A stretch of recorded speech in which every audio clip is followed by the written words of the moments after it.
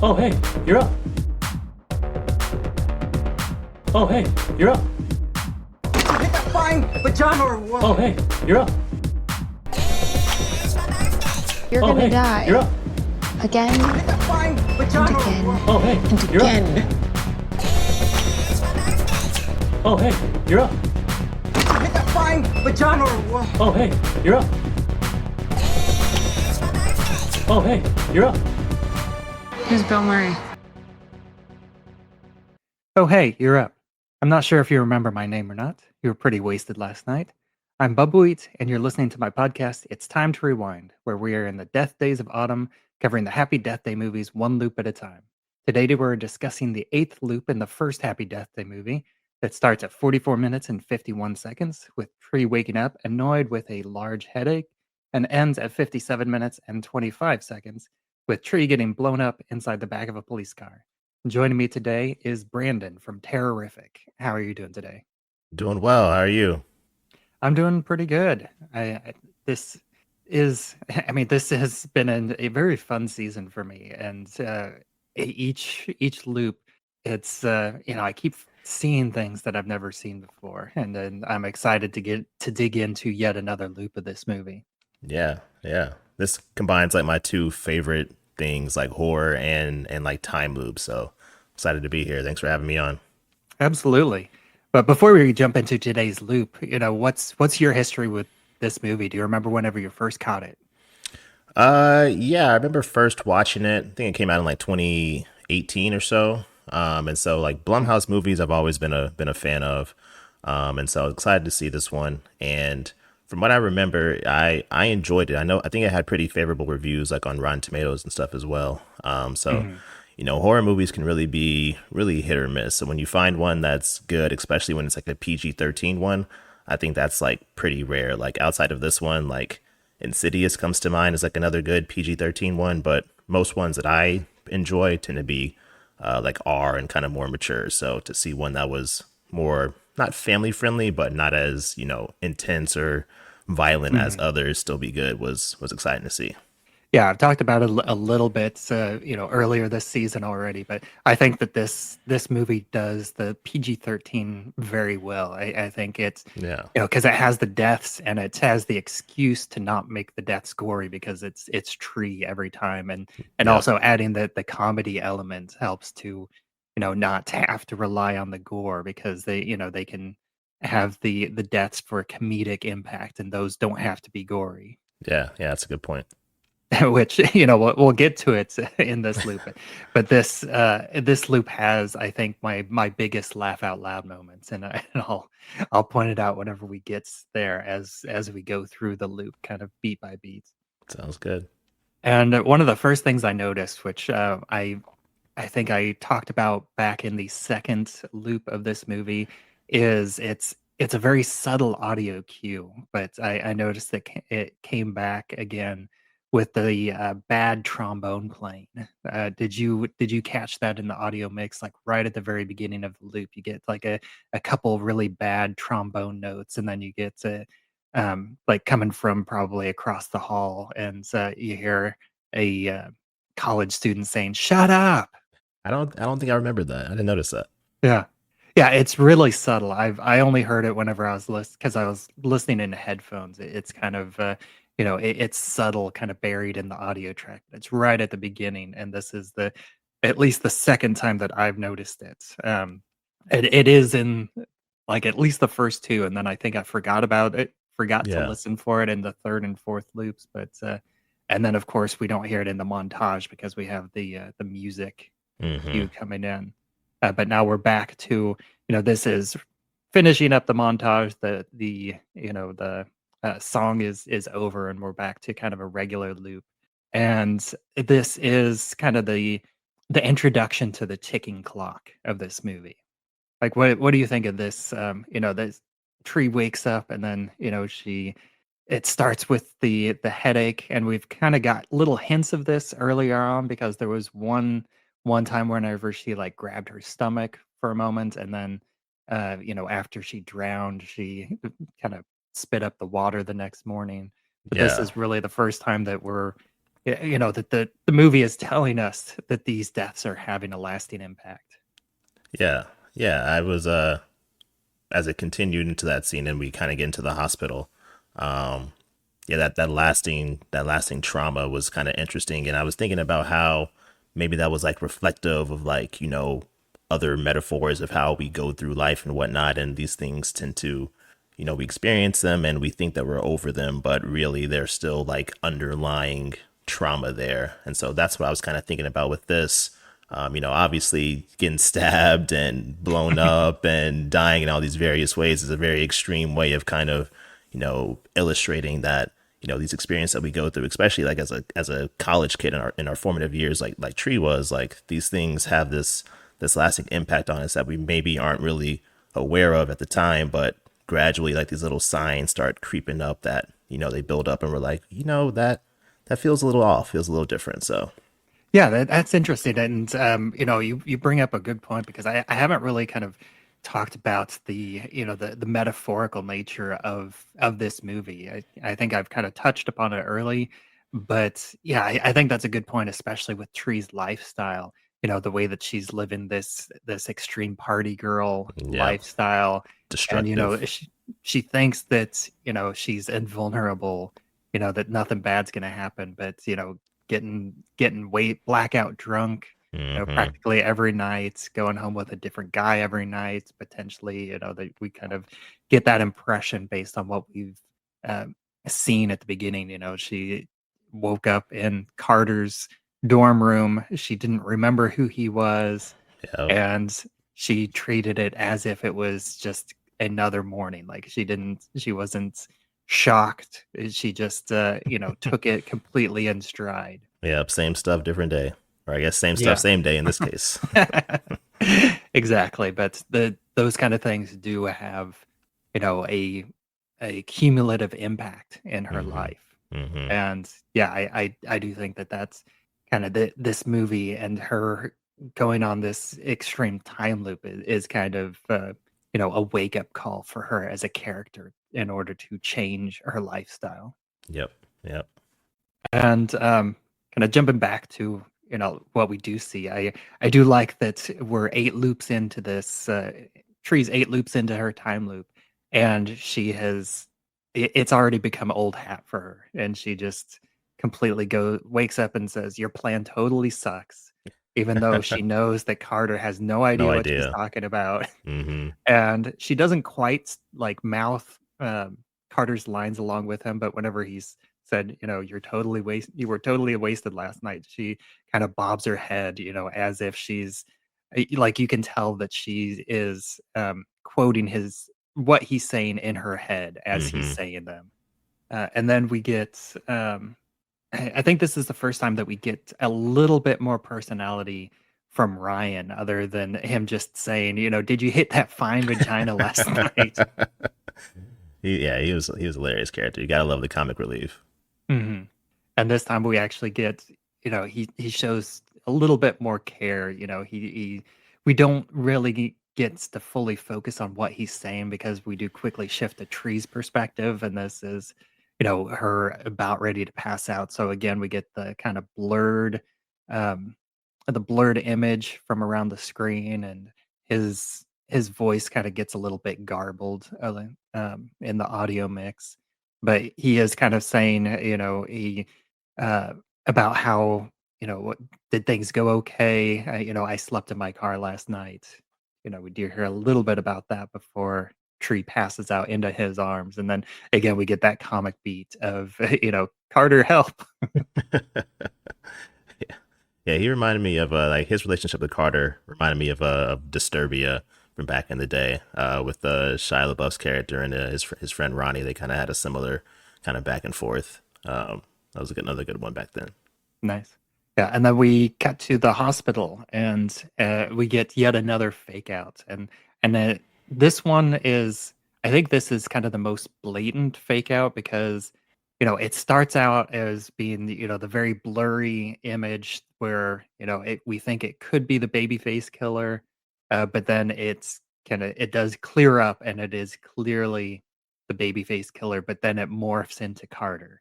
So Hmm. So it's kind of like, I feel like this is it, the worst offender in terms of the fake outs, because it is like, if Carter was somehow like wearing all black, or something to where he looked a little bit like he could have been mistaken for the babyface killer in terms of like the blurred vision, but instead like it's full on, like, I guess, hallucination, uh, where Tree was just imagining seeing the babyface killer, and then it morphs into Carter. Did you think that at that time? Did you think that maybe that Carter was the killer? I don't think so, because they really paint Carter as a nice guy, and like the love interest as well, and at this point we've already gotten a couple hints, like right before the montage we had the nice connection between the two of them, where he admits that they didn't sleep together last night and he slept on his roommate's bed. Hmm. Hmm. So I think that he's like the one person in this movie that's not painted as a red herring. Yeah, yeah. I think I'm kind of like always thinking like not necessarily cynically, but he's supposed to be the love interest. They're giving us all these signs, like you said, the red herring, that maybe just maybe he might find a way to twist around and be the killer. Yeah, and then let's see, and then we get the repeat of the brownout, and I think this is kind of interesting because an earlier loop told us what that tells us what time of day it is, with this blackout, and that it's actually 9:23 p.m., which means that Tree was passed out for the entire day, which you know to me it seems like a little bit much based on her previous death, which was the baseball bat to the head. But I guess it's kind of acceptable because it's all the cumulative deaths that have finally kind of caught up to her. Hmm. And I love this, um this another, like, almost kind of jump scare, where as soon as the lights come back on, Gregory is standing right behind Carter, and Carter has the jump moment. Uh-huh. Uh-huh. Yeah, kind of staking his territory out as well in that scene. Yeah. Yeah, I didn't think about that, but yeah, you know, eh, Gregory is like, "Oh, who is this kind of moving in on my woman?" Hmm. My side Side piece. woman, yeah, woman number two. Yeah. And again, we talked about I brought up the growing love interest between Tree and Carter, and I think we get another hint of that as Carter leaves and he says feel better, and Tree gets this nice twitch of a smile, and I feel like she genuinely says thanks, Carter, as he's Hmm. leaving. Hmm. And before that, I do think it was kind of a weird bit of dialogue where Carter says that they were trying to reach her parents, but they couldn't. And then he kind of gets cut off, which I honestly am not sure why they included that, because I understand that her mother's dead, which they still haven't fully revealed that at this point in the movie. They've kind of hinted that something's happened to her mother, but they haven't come out and fully said that her mother's dead.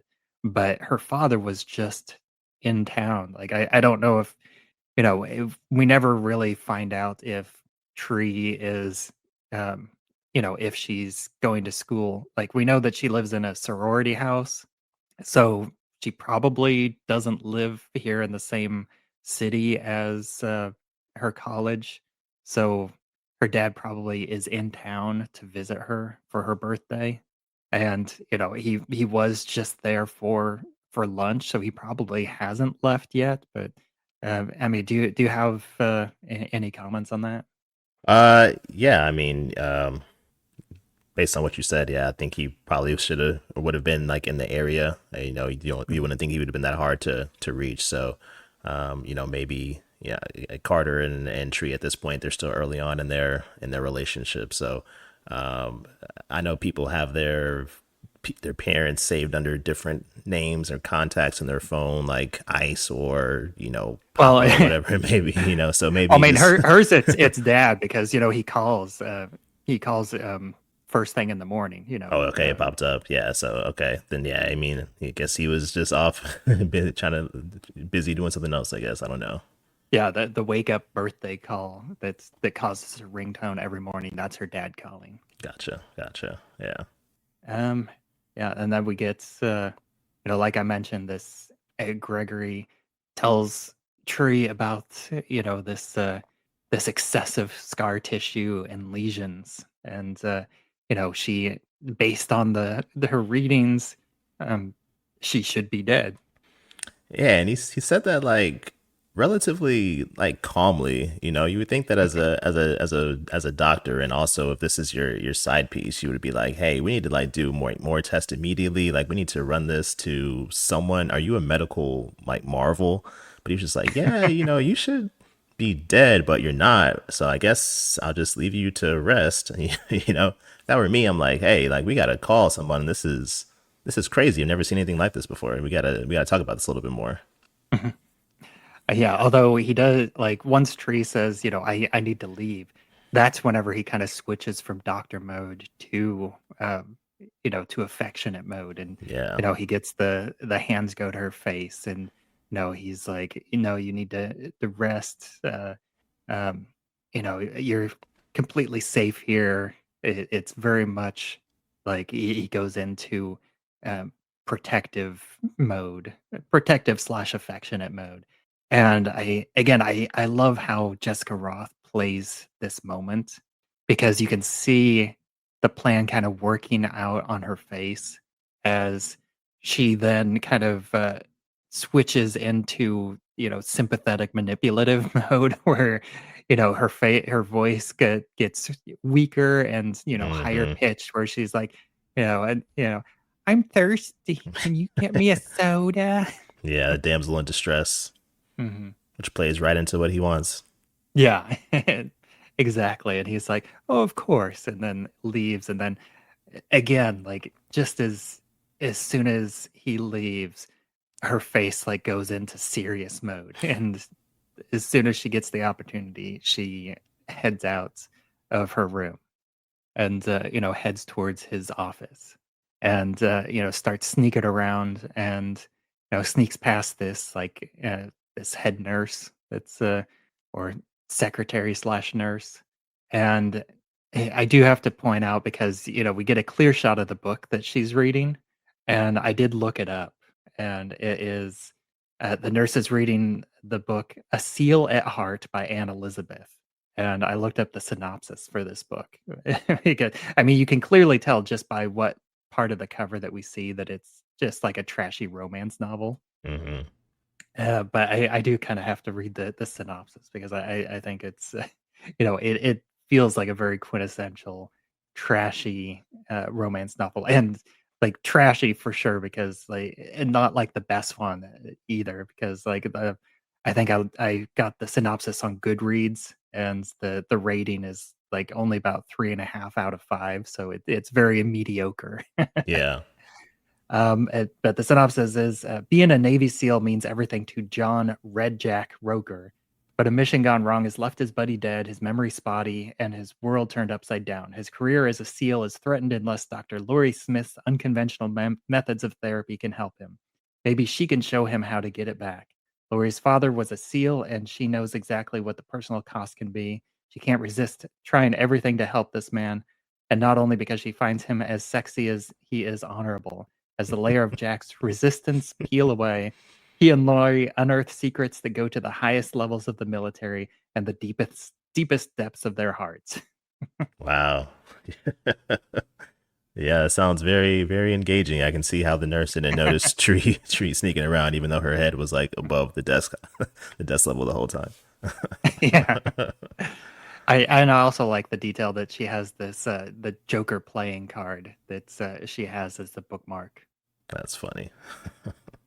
Yeah, and then Tree sneaks into Gregory's office, and uh, I think that. Oh, and right before that, we do see a subtle cool clue, which I have noticed as I've been digging deep into this movie, that the the movie is built well, but I think sometimes it's a little too subtle. Like, did you notice that it has the shot of the chairs? Um, as she's going by, that it's like the empty chair um, with the coffee cup in front of it. I don't think I noticed that. No. Yeah, it's like as she's going past the nurse, we get this cutaway, and we just see this chair, this empty chair, and a coffee cup like sitting on the floor in front of it, and that is where in the previous loops we saw the security guard, and this Ah, is, um, and then as you're watching it again, this is kind of the movie's clue that's this is when the security guard has gone to the bathroom, which means that the security guard is dead at this point or is about to die, gotcha. because he's been killed by tombs after going to the bathroom. Hmm. But again, we don't know that yet, and again, because this isn't the first time whenever I've pointed out one of these details, and my guest was like, "No, I didn't notice that at all." Even even Yeah. like focusing on just this one scene. So I appreciate it that it's there, but I also think that it was a little bit too subtle. Hmm. Hmm. Yeah, I need to go back and rewatch that. Yeah. And then she goes into Gregory's office, and again, I didn't, we get the shot of, whenever she opens the first box on his desk, it is framed so that we can kind of clearly see the picture of Gregory and his wife.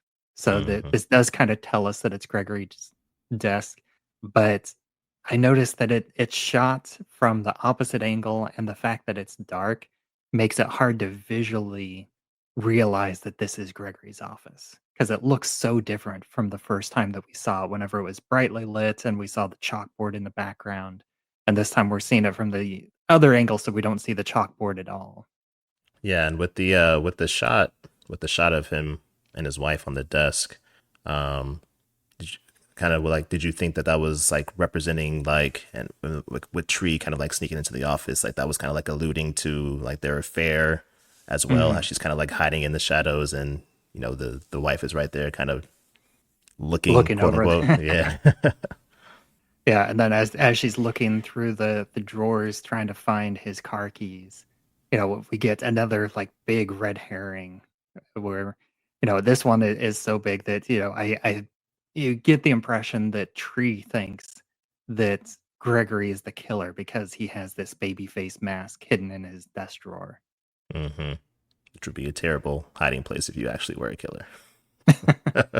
If- Yeah, but then again, as far as red herrings go, you do have to remember as a viewer that Gregory um, is head teacher at this university, and as weird as it is, the baby is the mascot for their team. So it's not that far out of the ordinary that he would have a baby face mask in his desk for to show school support. That's fair. But yeah, then she has this moment where she's like freaking out, but then she leaves, and I think that this movie does often, whenever it implicates a red herring, it almost immediately clears that person, which it does again here. Which I like. Do you think that this is the movie kind of bucking horror movie tropes in this way, where it's they don't string out the red herrings. It's like they introduce a red herring and then they immediately quash it, Mm. because here she finds the mask and she's like, "Oh, is it must be Gregory." And then she sees Gregory and Gregory gets killed like not even a minute later. Hmm. I still wasn't convinced when the first time I saw that. Because was it the first Scream where um the killer was like seemingly stabbed by Ghostface, but it was Yeah. Yeah, yeah, Matthew Lillard gets stabbed. yeah, yeah, yeah, Gets quote unquote killed. yeah, yeah. So that's what I was thinking about with this one when I first saw it. At least that he's still the guy. But it's spoiler alert for the second movie that it's Gregory and his wife working together. Yeah. Let me ask you, like, in because the other extended red herring in this movie is Tombs, and you brought up Scream, and it is kind of like Scream in that there is two killers in this movie, because we have Tombs, which this is, um, actually, we still haven't we've gotten just a subtle hint of Toombs because his name was mentioned on a news report, but it got shut off before they really had the explanation. It's not until the next loop whenever we kind of get a clear idea of who Toombs is. Do you think that this is Toombs or do you think this is Lori? In this current loop here, Yeah. I was thinking, that it was Tombs. I was thinking it was Tombs. Yeah. Just like the size of the babyface killer kind of seemed more aligned with Tombs. Which I mean, I guess you could disguise your size in various ways if you tried to, if you were Lori. But just like And I think that's Ruby Modine. I think she is kind of a taller yeah, woman as well. So I think I wouldn't be surprised if they're like similar sizes in terms of like height. yeah, yeah. And I mean, I guess with Gregory being squashed immediately, definitely could have pointed to Lori being the killer. If she found out about the affair and whatnot. But Yeah, even though Lori still is thinking like the one Tombs. person, I feel like Lori is someone that's not even she wasn't even on the suspect list. Like Hmm. she is so far removed from being a suspect that it is kind of the surprise ending whenever it's revealed that she was the killer all along. Whenever she was never even like a potential red herring. Right, right. And I do think that, as I've kind of thought about it, I'm 8 loops into this movie.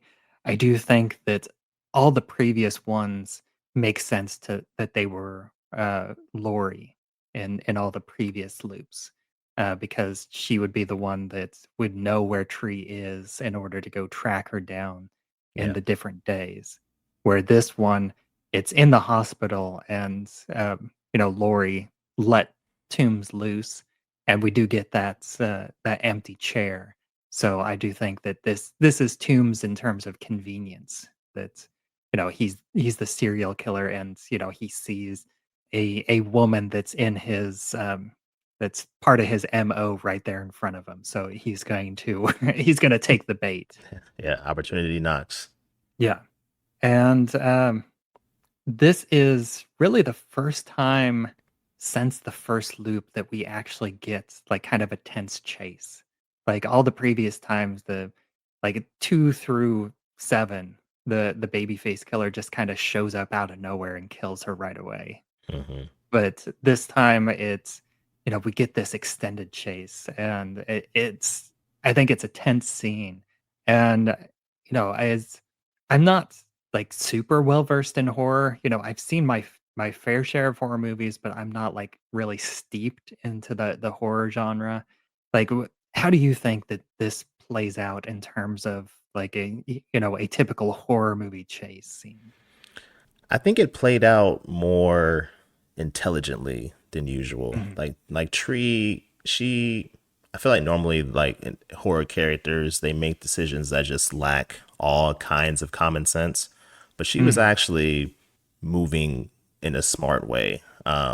So she was like using distractions with the car alarm at first. She was hiding behind pillars, not, a lot of times you'll see people like leave like an elbow hanging out or a knee hanging out. It's very obvious where they're hiding, but she was actually being slick about things. And then Yeah, finally and when she also was she keeps the killer in her sights for the most part as yeah, well. yeah, yeah. She's not turning her back to him or anything like that. And then when she finally like unlocked the car and made her run for the car, it's like she didn't hesitate. A lot of times, like there's that very small window, and they'll like look at the killer, look at the car, look back at the killer, look at the car again, and be like, "Hey, should I go?" And Or then or she'll slip and twist her ankle, like, right, right. It's like there's which I think it's funny that it's actually the killer that slips in this. Like if you watch it, as they're rushing to the car, and Tree gets to the car front door first, and I didn't I only just noticed that there is like a puddle of water that the killer slips on, which kind of gives her the edge in order to get in the car and to be able to shut the door and lock it before the killer fully gets there. And then we do still have like a little bit of a tense moment as the killer's trying to break the window and does eventually break the window like on the second try. Mhm. But she's able to start the car and get away. And again, we get this nice thing where she backs straight into the other, another car right behind her, just to add that little bit of kind of comedy. Yeah. And I'm almost surprised, but again, I think that both characters in this are smarter than a typical horror movie, where I feel like if this was a more typical horror movie, the killer would get hit by the car. I was just about to say that. Yeah. Yeah. Try to do that rolled over the top and, oh, I got him. And look at him and he'll slowly rise up off the ground and then she'll have to drive off after that. But no, he realized that I cannot beat a car. I need to step to the side. Yeah, and then we get this, this moment of celebrating a little bit too early, as Yeah. Tree gets this like cathartic, celebratory moment, which is cut short by the police siren and police lights, which again, like that's, I think it's done well and it's paced well, um, to where it's kind of falling into the horror movie tropes, but also just playing with them just a little bit. Especially whenever the officer comes by and he's like, can I see your license and registration? And Tree starts to explain to him what's going on, but then she eventually like pivots and is like, I'm drunk. I'm drunk and high and on pills. Yeah. So what I found interesting about that interaction in particular with the police officer. Have you? I know you said you weren't like super well versed in horror. Have you seen Barbarian? No, I haven't. Do you know like what it's generally like about or anything? Kinda. Like I know it's like an Airbnb gone wrong. Yeah. So without like spoiling it or anything for you, there's an interaction where the main character has with a police officer, and she's essentially like being dismissed. Like she's trying to explain what has happened to her, the danger that there is, and the cop is just like, I don't really believe you, because like you're a woman essentially. And so when I Mhm. was watching this scene here, as Tree is like trying to explain to this officer, like, hey, someone's trying to kill me, like this microaggression comes out where instead of like believing her and being like what's going on, give me more details, he's like, the first thing he asked is, are you on alcohol or any other controlled substance? Like he just thinks that she's gone out of her mind instead of like actually acknowledging the threat that she's trying to explain to him about. So that was Mhm. interesting to me. Like it kind of like feeds into this theme of like subtle kind of like sexism and like misogyny. Like, this woman's life is in danger, but I'm not taking you seriously because you're a woman. Yeah, and it's also kind of added to that the fact that the officer is like an older, slightly overweight white guy. Mm-hmm. Mm-hmm. He's like a stereotypical, and this is set in Louisiana, and this is a Louisiana state officer. So it's you get just a little bit of that like um, southern culture that adds to that as well. Mm-hmm. But I do love that this does turn comedic whenever Tree gets the idea of, if he arrests me, then I'll be in the relative safety the A of jail a cell. jail cell surrounded by police officers. Yeah. But then and so she convinced, and I also love that the officer is just completely thrown off by this change of pace. He's like, I guess I'll arrest. Yeah, I Yeah, it's never that's happened what to me I'll do. before. I mean, if you really want me to, I guess who am I to say no? If you want to go to jail, sure, have fun. Yeah, and she like is so eager, and she jumps out of the car and puts her hands behind the back, and she's like, "Here, let me make Let it me help easier you. for you."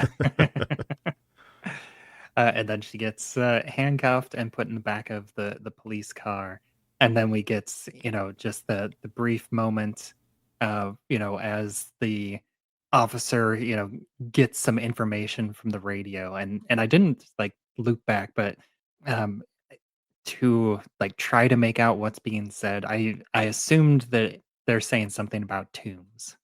Yeah, yeah, I think so. And then this is my biggest laugh of the movie whenever the cop just gets hit by the car out of nowhere. Demolished. Yeah, I had forgotten about Mm. that scene, and then yeah, when that happened, I was like, oh wow, like okay, that was abrupt.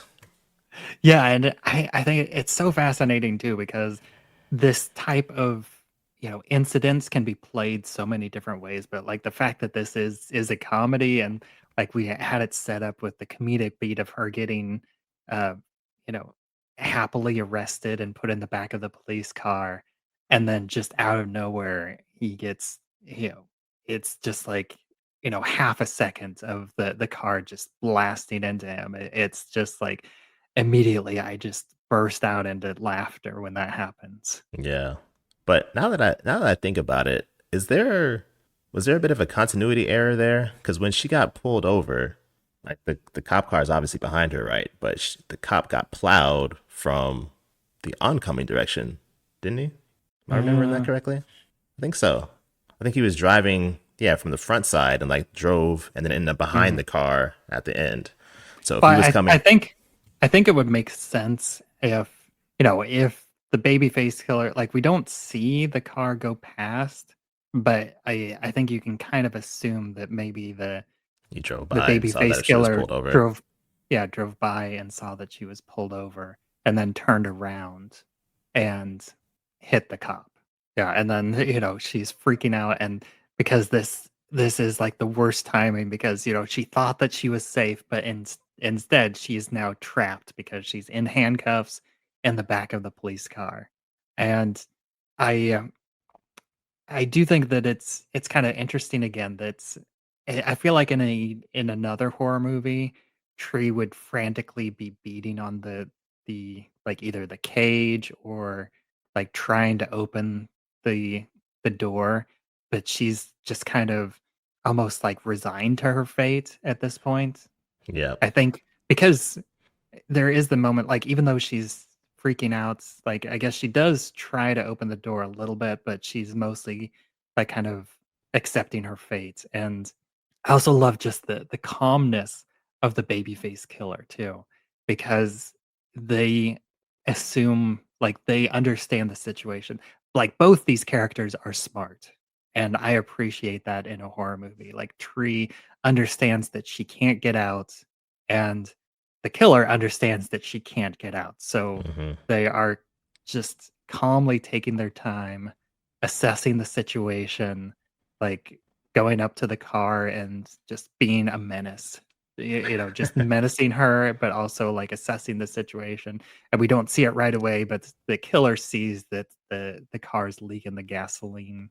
hmm And again, like echoing the first loop, I love that the way this is designed it has the face being lit up by the flashes of the police lights, and it just really sets this great mood, and especially like whenever we get the shots where we see Tree inside the police car, and we get the flashes of blue, and which gets the reflection of the mask like almost directly over Tree's face in this moment, which again that like if you want to kind of put a metaphorical spin on it, it's like showing that's the baby the killer is completely in control in this moment. right, yeah, And, there is another thing I noticed is, like, whenever the killer steps out of the car, we get the close up on their shoes. And for a moment, I thought that, maybe that's, like, another subtle clue, which it is, but it isn't. Because I did kind of scroll back, and we never see what shoes Lori is wearing until the very, very end whenever she, falls out the window, and she is wearing the same shoes as Toombs. Like, Toombs and Lori are both wearing these, black, um, these black sneakers with kind of the white stripe in the sole. So that honestly doesn't give us any clues as to whether or who it not this was, yeah, is Toombs or Lori because it could be either of them still. yeah, yeah, And, another thing that it is kind of questionable to where it blurs the line on whether this could be Lori or Toombs is whenever the killer goes back into the car and rolls down the window. And again, it's just like so calm and methodical. They just slowly walks back to the car, rolls down the window, and drops this birthday candle out of the window. And then that's whenever like the hand comes out with the birthday candle, like sticking straight up, again, kind of mimicking like the cupcake, almost. Hmm. Again, like, reminding us that it's Tree's birthday today, and then it cuts to the shot, and it's the first time that we as the audience see all the gasoline leaking out from the back of the car where it got hit. Yeah, I think with the this part seemed a little like more personal. So now Mm. I'm leaning towards it was Lori over Toombs, and especially Yeah. with the candle aspect. I mean, why would Toombs have a birthday candle? But yeah, just that slow, measured walking, like looking through the window, like yeah, you're about to suffer right now. Like Toombs, I think he'll. I mean, as a serial killer, I'm sure you get some kind of enjoyment out of what you're doing. But with Lori, Mhm. if it was her specifically, I think like that particular like the way that moment was being savored, that seemed like very very personal. So I think I'm going to switch my answer now to Lori. Yeah, I think it could go either way. And then again, there is the doubt because it is a birthday candle, but it's a different type of birthday candle because this candle is a blue and white spiral birthday candle, where the candle on the cupcake was a solid red. So I think if they were like the same candle, then I think that would lean more towards Lori. Yeah, But I think that since it is a different type, it unless it you bought does like a quite multi-pack. yeah, it does, make it a bit more questionable and blurs the Yeah, lines, but I think I'm still leaning towards Tombs kind of, spurred on by Lori. yeah, yeah. And then, we get the typical kind of line of fire going towards the car, and then we get our lone PG-13 F-bomb in this moment. Yeah, it's always funny. I forgot what movie that was where I heard that it was like if you say the F bomb twice, it has to be R. If it's once, it can be PG-13. Have you heard that? Yeah, it's like and I think that, the rules change, that, they're more flexible because it used to be that I think if you said, the F word or the S word, at all, it would be an R. And then at some point it's like, no, you're allowed one F. And then like I forget which Marvel movie, but I think it was either Ant-Man or maybe the second Guardians of the Galaxy, but one of the Marvel movies, it's like they're just saying shit all the time, like Yeah, 20 times throughout the movie. But so the line keeps moving yeah. The S count has gone every up few. the threshold, but the F1 seems to be still low. Yeah. And then, we get this nice overhead shot of, it's I think it's a pretty great looking explosion. Uh, and then we get another great transition shot. We got the baseball transition shots last time, and this time we get the the fire in burning in Tree's iris. Hmm. As she wakes up in the in the last moments. And I think that's and it's something that they repeat in the second movie as well. But I think it looks great, and it works well. It did look great. It did look great, and it looked like it was like a practical effect. I always have higher respect for practical effects. Hmm. Yeah, that car was definitely blowing up. And then that ends this loop. Do you have anything else to say about this loop, or the movie as a whole, from what you remember about it? Yeah, I mean, from what I remember about it, I think like the fire, that's got to be probably one of the worst ways to go out that I can imagine. Just Mhm. thinking about how that would feel, that sucks. But yeah, just kind of this loop stood out to me just for that kind of exchange with the police officer specifically, because a lot of the movies I've been watching lately and dissecting like on my pod have kind of dealt with themes of like treatment of women and whatnot. And so now looking back at this, watching it for the first time since 2018 or whatever it was, like that scene like stood out more to me now, than it did when I first saw it. So just kind of charting my own personal progression along with these movies that I'm watching is interesting to see. But yeah, I mean, like, this movie, again, for a PG-13 movie, like it's really well done, and you can even drop that qualifier just as a horror movie in general. It's a fun one. It has its comedic beats. It has its horror elements. It has some of the jump scare moments. So I think overall, it's just a really really enjoyable flick. And then, yeah, just the intelligence demonstrated by these characters as they have this cat and mouse kind of game.